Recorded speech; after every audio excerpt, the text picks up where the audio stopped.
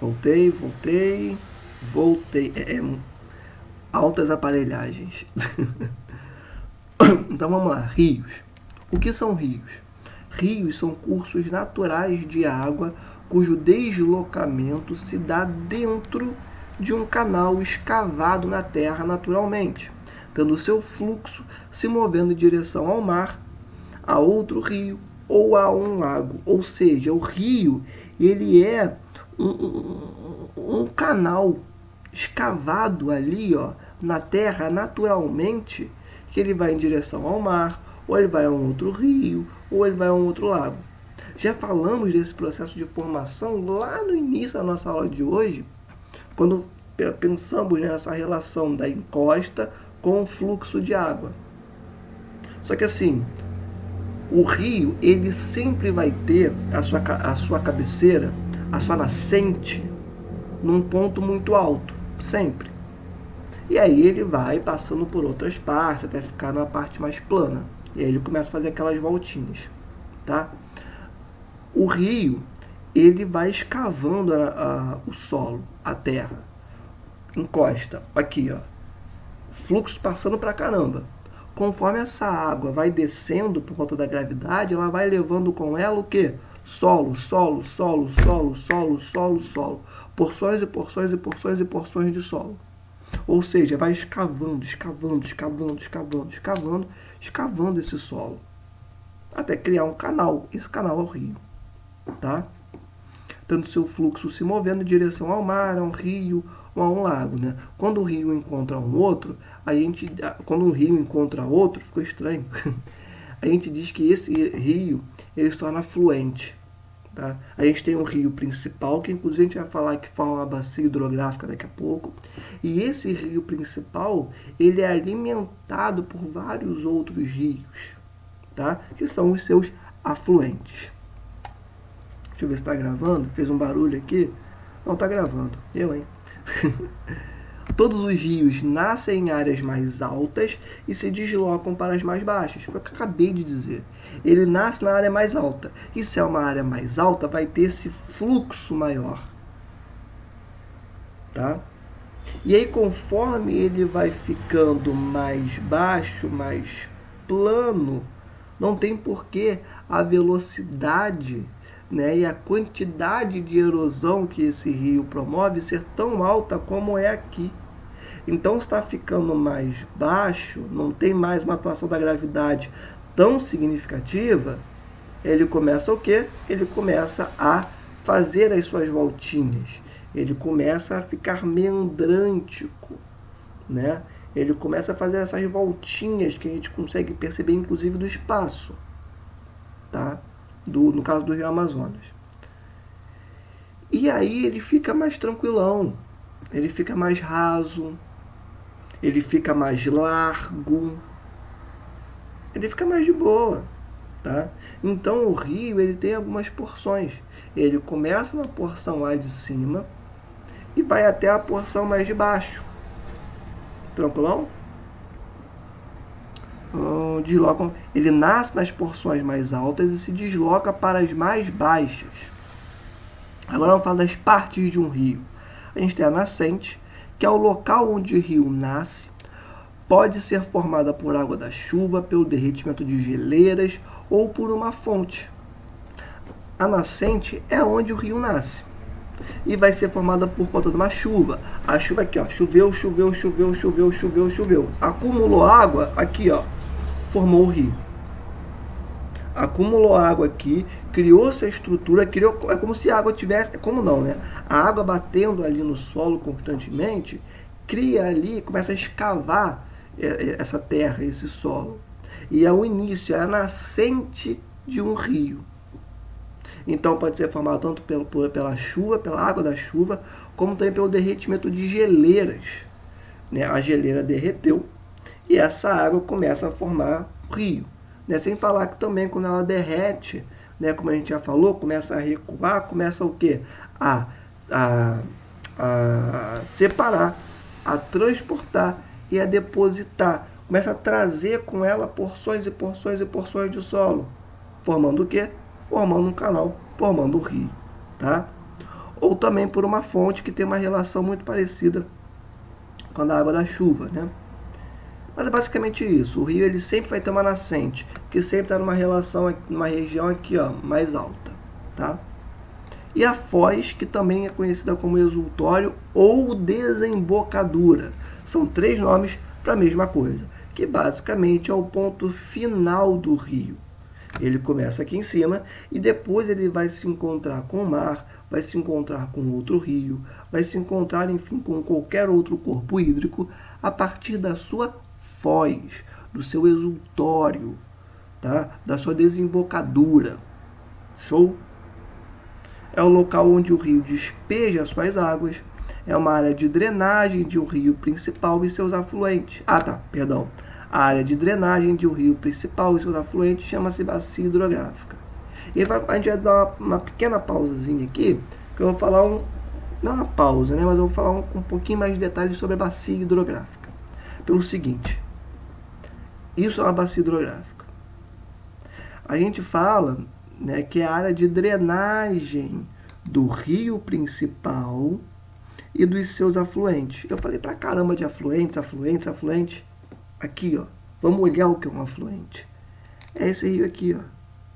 Nasceu aqui em cima, sempre nas porções mais altas, e aqui, ó, foi para a porção mais baixa. E ele encontrou com o rio principal. O rio Amazonas, por exemplo, ele é o canal principal. Só que ele tem vários afluentes, tá? E essa área, né, de drenagem, ou seja, é a área por onde toda essa água passa e depois ela é drenada, ela caminha até o mar ou até algum outro corpo hídrico, é o que a gente chama de bacia hidrográfica. De que é formada uma bacia hidrográfica? Ela é formada do divisor de águas, que é isso aqui, ó. Vai dividir a bacia. Essa é uma bacia hidrográfica. Daqui para cá pode existir uma outra bacia hidrográfica, mas daqui para dentro é uma bacia hidrográfica.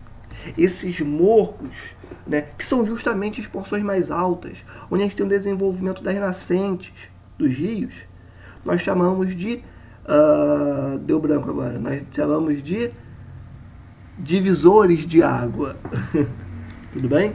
Então, esses pontilhados vermelhos aqui, ó, representam esses divisores. Só que a bacia hidrográfica não é formada só de divisor de água. Ela é formada também pelos afluentes, pelo rio principal e pelo seu exultório, tá? Então, isso aqui é uma bacia hidrográfica, tá bom? Que é, como eu já falei para vocês, é a área de drenagem de um rio principal e de seus afluentes, onde esses afluentes se encontram com o rio principal e onde o rio principal vai ser drenado para um outro corpo hídrico. Show? Aqui, ó, bacia hidrográfica, divisores de águas, afluentes, divisores de água, afluente, canal principal, foz. Tudo que a gente já viu agora, tá? Não sei se vocês já viram Beyblade. Tem aquela cuia que o pessoal joga Beyblade. Pensa na cuia da Beyblade. Isso é uma bacia hidrográfica. Agora vamos ver os regimes fluviais. Os rios possuem 3 tipos de regime. Um regime pluvial. Mas, professor, antes de eu falar, o que é um regime? O que é um regime? Basicamente é a forma como que um rio vai ser alimentado. Para o rio ser um rio, ele tem que ter água, não é? E quais são as formas que ele vai ser alimentado? A primeira delas é a pluvial, que é a alimentação das águas dos rios pelas águas das chuvas, ou seja, aqui ó, tá chovendo, tá alimentando o rio. É o regime pluvial. O nível do rio varia de acordo com a estação do ano, ou seja, estações mais chuvosas, o rio chega na sua cheia. Em estações menos chuvosas, o rio fica um pouco mais seco, tá? Mas ainda assim tem água ali dentro, né? Só vai diminuir um pouco, né, essa vazão do rio, tá? Temos também o regime nival, que é o seguinte: o gelo foi descongelado, né? Houve um processo de degelo no topo das montanhas. E se no topo das montanhas houve esse degelo, o que a gente vai perceber é uma alimentação dos rios que estão imediatamente abaixo. Porque aqui, ó, tá tudo congelado no topo das montanhas. esse gelo foi descongelado, aumentou a temperatura, aquecimento global, que inclusive isso já está acontecendo. Tá? Está acontecendo inclusive um processo de degelo em porções mais superficiais dos Andes, por exemplo. Tá? O que significa que o regime dos rios está sendo alterado já na América do Sul por conta do aquecimento global. Mas enfim, então a gente tem um degelo na porção mais acima, né, desse rio, e esse degelo vai gerar o quê? Água, basicamente líquida, que vai aumentar o fluxo desse rio que está imediatamente abaixo dessas montanhas, dessas regiões anteriormente congeladas. Tá? Agora a gente tem o regime misto. Como que é esse regime misto? Ele basicamente, o rio é alimentado, né, tanto pelo regime pluvial quanto pelo nival. O rio é alimentado por esses dois regimes. O rio, a bacia hidrográfica, é alimentado tanto a partir de chuvas como a partir do degelo de porções mais superficiais, né, mais acima, com uma altimetria maior, de montanhas, tá? Uma altura maior, tá bom? A bacia hidrográfica. E agora vamos fazer essa relação entre rios e relevo. Já estamos acabando, tá, gente? Os rios atuam como agentes destrutivos e construtivos, como já tratamos nas outras partes da nossa aula. Desgastam e retiram materiais das partes mais elevadas próximas à nascente, transportam e depositam nas porções de relevo mais plano. Isso é bem interessante, tá? E é bem tranquilinho de entender. Nas porções mais altas, o relevo não está assim mais inclinado? Então essa água vai aqui, ó, passar com muito mais rapidez e erodindo muito mais, tá? Se está erodindo muito mais, né, o fundo desse rio, o leito desse rio vai ser o quê? Mais fundo, vai ser mais profundo. Tá escavando, tá tirando vários materiais do fundo do rio e jogando para cima, tá? Então esse leito vai ficando cada vez mais e mais profundo nessas porções aqui mais altas, né? Que o relevo está mais inclinado. Se está mais inclinado, é só pensar a gravidade atuando, tá? Erosão pra caramba, rios mais profundos, tá? E é basicamente isso.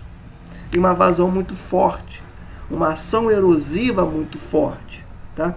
E esse ponto aqui, ó, onde o rio nasce, é o que a gente chama de alto curso do rio. É a porção amontante do rio. Eu preciso saber, professor, amontante? É legal, mas eu não vou cobrar de vocês não, tá? É muito termo que não precisa. É só saber que nessa parte, aonde o rio nasce, né, essa primeira parte do rio, né, que é mais inclinado, é mais alto, vai ter muita gravidade envolvida, esse rio vai ter uma ação erosiva muito forte, tá? E o leito dele, o fundo desse rio vai ser, obviamente, mais profundo. E aí é quando ele forma o que a gente chama de vales em V. Aqui, ó, a gente tem as bordas do rio e um fundo que cada vez mais vai sendo aprofundado.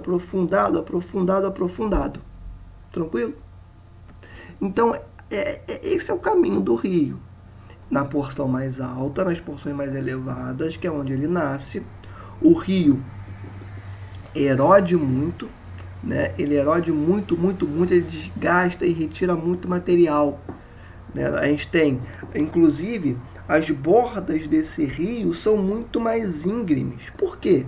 Porque aqui, ó, tá descendo, erodindo, retirando material. Então as bordas são mais íngremes, o fundo é mais profundo, o leito é mais profundo e forma o que a gente chama de vales em V profundos. Agora, quando o rio ele chega no seu médio e baixo cursos, a velocidade dessas águas diminui. Aqui, ó, ele estava assim, não estava? Agora aqui, ó, ele está chegando em porções que são mais médias e baixas. Não tem mais por que o rio descer tão rápido. Então ele começa a ir aqui, ó, mais devagar, mais devagar. Então a velocidade das águas é menor, assim como a profundidade do leito desse rio. E ele começa a formar o que a gente chama de vales em U. Na verdade não são mais assim, né? Isso aqui é o vale em V. Os vales em U, eles fazem assim. É o U mesmo. Aqui, ó. Por que U? Porque as margens desse rio são mais afastadas e o fundo é mais raso. Tranquilo? A gente chegou na porção média e baixa do rio. A erosão não é tão forte, a velocidade não é tão forte. Então as margens do rio podem ficar mais afastadas umas das outras. E ele não escava tanto o seu leito, não escava tanto o seu fundo. Se não escava tanto, esse rio fica o quê? Fica mais raso. Sacaram? Vale em V é característico da porção mais alta, mais elevada desse rio. E um vale em U é característico. Minha garganta está pegando. É característico do médio e do baixo curso dos rios. Beleza? Às vezes você não consegue nem ver a outra parte, a outra margem dos rios. Né? Não à toa o Rio Amazonas é chamado de rio-mar.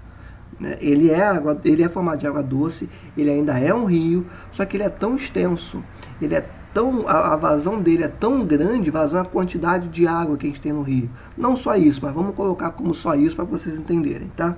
A vazão dele é tão grande que muitas vezes, dependendo da porção do Rio Amazonas que você está, você não consegue enxergar a outra margem. Beleza? Então é isso. Formação de vales em U na porção média e baixa dos rios. Formação de vales em V nas porções altas dos rios. Tá? Esse caminho que os rios desenvolvem. Planícies de inundação. O que são planícies de inundação? Ao ocorrerem cheias, as águas dos rios transbordam, avançando sobre as terras próximas, depositando sedimentos sobre o seu leito, espalhando-se sobre as terras que estão próximas. É o seguinte, gente. Como eu já falei lá atrás, a chuva influencia nessa vazão do rio, na quantidade de água que nós temos ali. Tá? A chuva vai ser, inclusive, fundamental para alimentar esses rios, que a gente já falou agora há pouco. E dependendo da estação do ano, o verão, por exemplo, que a gente tem uma maior taxa de pluviosidade, mais chuvas, esse rio vai transbordar. Ó, choveu. Começou aqui, ó, a transbordar as águas dos rios. Isso aí que acontece? O rio não transporta um monte de sedimentos? Então, esses sedimentos começam a transbordar para essas planícies de inundação. Elas foram inundadas por quê? Porque a vazão do rio aumentou por conta das chuvas. E todos esses sedimentos são depositados ao longo dessas planícies.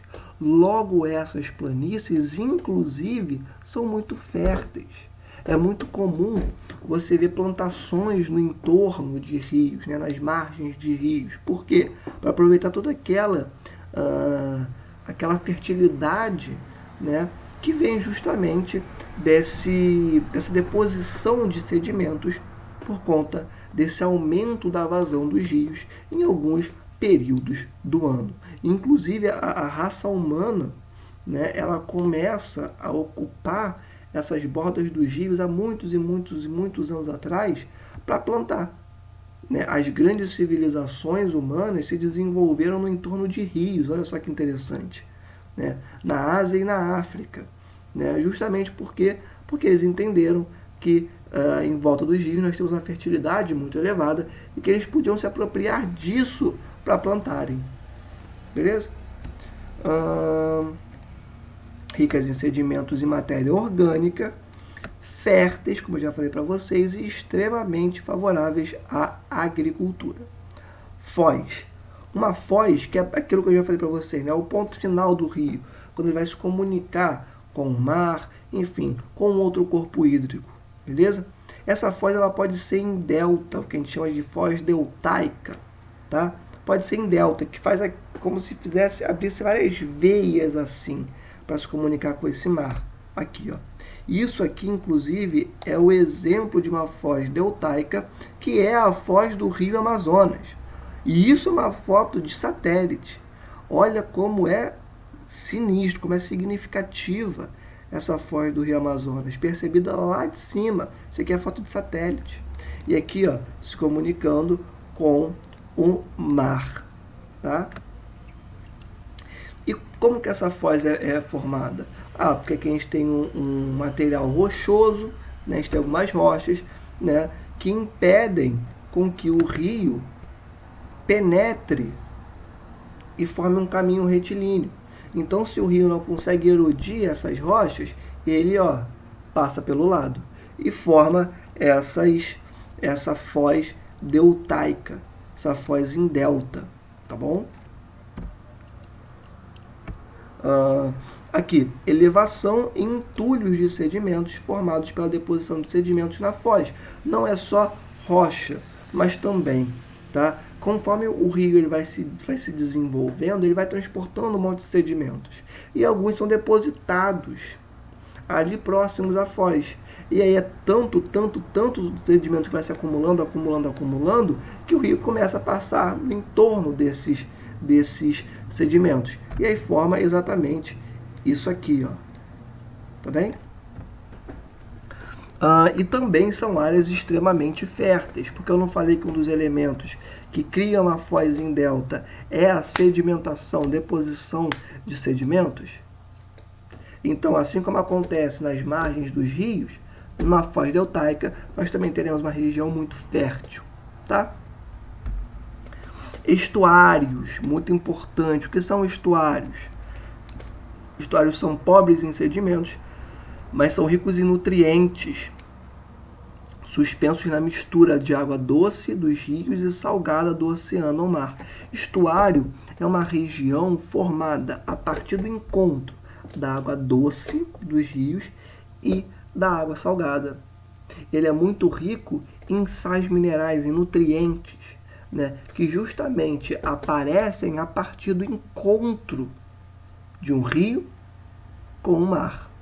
Tá? Então ele está ali, ó, o estuário está ali, nessa foz deltaica, ou enfim, qualquer outro tipo de foz. Né? O estuário, ele para existir, ele precisa que exista, né, que se desenvolva o contato da água doce com a água do mar, a água salgada. Tá bom? Ele é rico, portanto, em sais minerais e nutrientes. Beleza? Para ser formado, demanda a inundação da foz pelo mar. Ou seja, você tem a foz do rio, ponto final, e o mar aqui. O mar, por conta das suas marés, avança sobre a foz, assim como a água do rio avança sobre a água do mar. Tá? E aí forma-se esse estuário. Professor, então é no estuário que a gente tem um mangue? Isso aí. É no estuário que a gente encontra o mangue. Beleza? É um longo canal afunilado por onde o rio passa a escoar suas águas para o mar. Beleza? Então vimos dois tipos de foz.